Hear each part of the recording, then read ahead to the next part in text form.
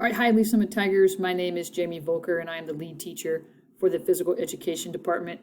I want to encourage you, as you're making your class choices, to look at the course guide and make decisions and read the descriptions carefully so you can get the most out of all your classes, but especially in the PE department. So we're going to talk about trends in physical fitness.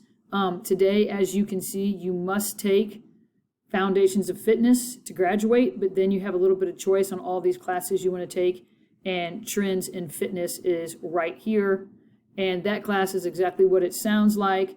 There's much more working out in fitness than there are games. So if you're a student who really just kind of wants to work out and not have to worry about gameplay, maybe you don't like games that involve having to manipulate and catch balls, throw balls, bats and balls and volleyball and frisbee and all of these traditional games, you can get a good workout in and work on the fitness part. You will see that you have to be in 10th, 11th, or 12th grade to take this class.